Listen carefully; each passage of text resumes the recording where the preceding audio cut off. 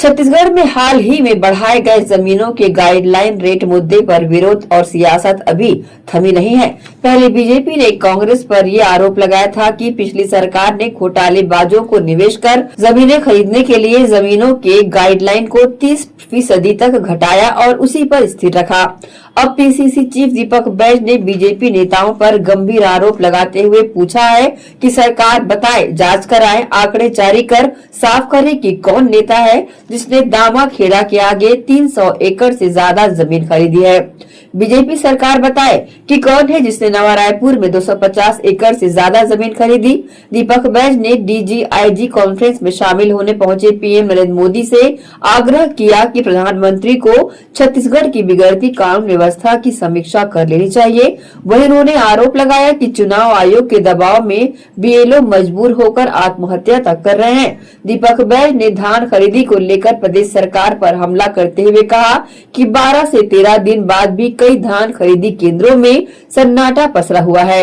सरकार धान खरीदी टाल रही है कि जिस तरह से पूरे प्रदेश में एक तुगलकी फरमान इस सरकार ने जारी किया है कि जमीन खरीदी की जमीन की गाइडलाइन की दरों को बढ़ा दी गई है,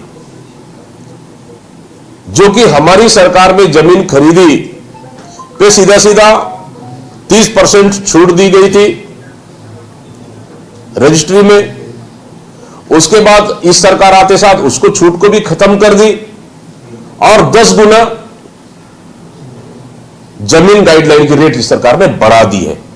इससे कहीं ना कहीं जबरदस्त पूरे प्रदेश में आक्रोश है। छोटे छोटे मध्यम परिवार, छोटे परिवार, मध्यम परिवार, नौकरी पेशा वाले, छोटे बिजनेस वाले जो जमीन खरीदकर घर बनाना चाहते हैं, उनके लिए जमीन खरीदना अब सपना रह गया है। आखिर जो बहुत से ऐसे छोटे जमीन के कारोबार हैं, उन कारोबारियों का भी धंधा चौपट हो चुका है और बहुत से ऐसे लोग हैं जो जमीन खरीदी में एडवांस पैसा देके रखे, उनका क्या होगा। मतलब कुल मिलाकर यह सरकार सिर्फ अपने फायदा के लिए इन 2 सालों की काली कमाई को सफेद करने के लिए पहले जमीन खरीदे काली कमाई के पैसे से और उस पैसे को सफेद करने के लिए अब जमीन का रेट बढ़ाकर कहीं ना कहीं दलाली करने का काम कर रही है। और इसी का नतीजा है कि कहीं ना कहीं भारतीय जनता पार्टी के प्रदेश अध्यक्ष को आम जनता, आम नागरिक ने घेर लिया था उनको, लेकिन सरकार जवाब तक नहीं दे पा रही है। सत्ताधीश अवैध कमाई से कई सैकड़ों जमीनें खरीद रहे हैं। वो कौन नेता है जो भारतीय जनता पार्टी का, कौन वो मंत्री है जो दामाखेड़ा के आगे बेमेतरा जिले में 300 एकड़ से अधिक जमीन खरीदी है। वो कौन नेता है, कौन मंत्री है भारतीय जनता पार्टी के कि रायपुर के नवा रायपुर में 275 एकड़ से अधिक जमीन खरीदी की है। कौन करेगा इसका जांच?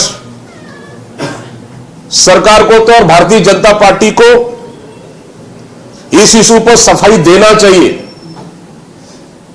स्पष्टीकरण, परीक्षण करना चाहिए। कौन है ऐसा मंत्री, कौन मंत्री है, कौन भारतीय जनता पार्टी का नेता है जो 275 एकड़ रायपुर के आसपास खरीदी की जा चुकी है और लगातार खरीदी कर रहे हैं। कुल मिलाकर छोटे कारोबार और छोटे आम आदमी, छोटे मध्यम परिवार को इस सरकार ने जमीन खरीदी से कोसों दूर करने का काम किया, बर्बाद कर दिया है और कहीं ना कहीं इसका आक्रोश जबरदस्त है। आने वाला समय में सरकार को हम चुनौती देते हैं कि सरकार इस गाइडलाइन रेट को तत्काल कम करे, अन्यथा एसआईआर खत्म होने के बाद 4 तारीख के बाद पूरे प्रदेश में कांग्रेस पार्टी बड़ा आंदोलन करने से पीछे नहीं हटेगी। प्रदेश सरकार की मेजबानी में पूरे देश के डीजी और आईजी कॉन्फ्रेंस छत्तीसगढ़ में आयोजित की गई है और इस कॉन्फ्रेंस को या इस कॉन्फ्रेंस में सम्मिलित होने देश के प्रधानमंत्री, गृह मंत्री आ रहे हैं और इस कॉन्फ्रेंस में शामिल होंगे।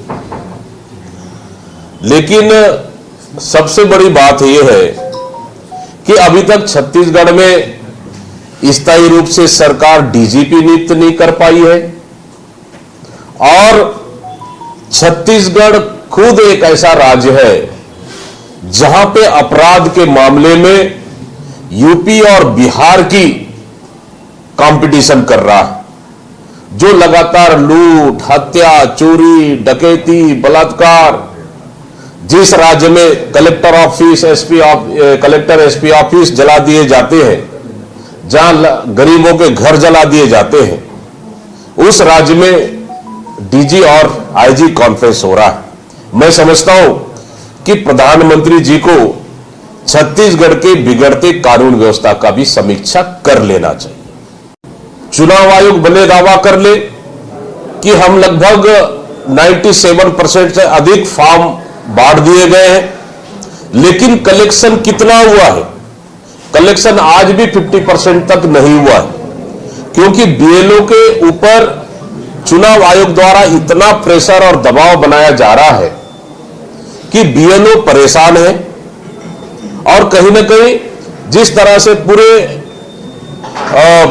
जहां एसआईआर वाले राज्यों में 25 से अधिक बीएलओ की मौत हुई है, मैं समझता हूं एसआईआर का जो अभी लगभग 6 दिन बाकी है, 4 दिसंबर को कंप्लीट होना है, मैं नहीं समझता हूं कि पूरे मतदाताओं तक एसआईआर का काम पूरा होगा, पूरे मतदाता जुड़ पाएंगे, क्योंकि अभी भी 50% फॉर्म जमा नहीं हो पाया है। तो 6 दिन में क्या जमा होगा?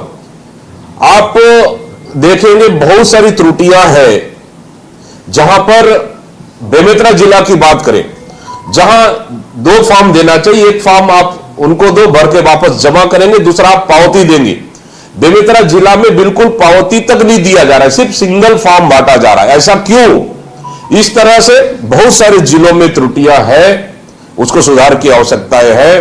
बीएलओ को अनावश्यक रूप से प्रेशर और दबाव बनाया जा रहा है, कहीं ना कहीं बीएलओ डिप्रेशन में है और इस महीने के अंदर 4 दिसंबर तक किसी भी स्थिति में नाम जोड़ने और काटने का संभव नहीं है। चुनाव आयोग को तो डेट आगे बढ़ानी चाहिए ताकि पूरे मतदाताओं का एसआईआर हो सके और नए मतदाताओं को जोड़ा जा सके। इसको लेकर कांग्रेस पार्टी बराबर निगरानी बनाई हुई है। हमारे कार्यकर्ता डोर टू डोर जा भी रहे।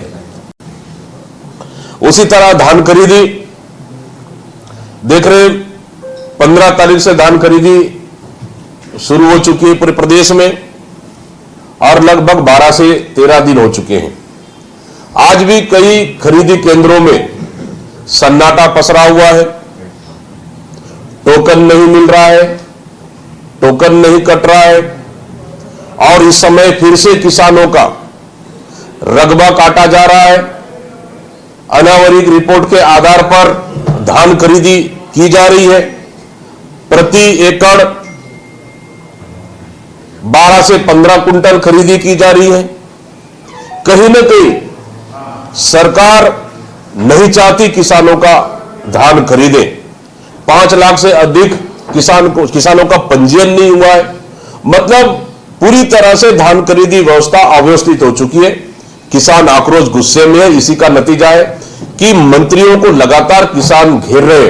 उप मुख्यमंत्री का घेराव करना, विजय शर्मा जी का घेराव करना, मतलब किसान कुल मिलाकर इस सरकार की नीतियों से, धान खरीदी नीतियों से परेशान है, त्रस्त है और कहीं ना कहीं इसको लेकर कांग्रेस गंभीर है। आने वाला समय में एसआईआर के बाद धान खरीदी को लेकर भी कांग्रेस पूरे प्रदेश में बड़ा मूवमेंट चलाने का अभी विचार कर रही है।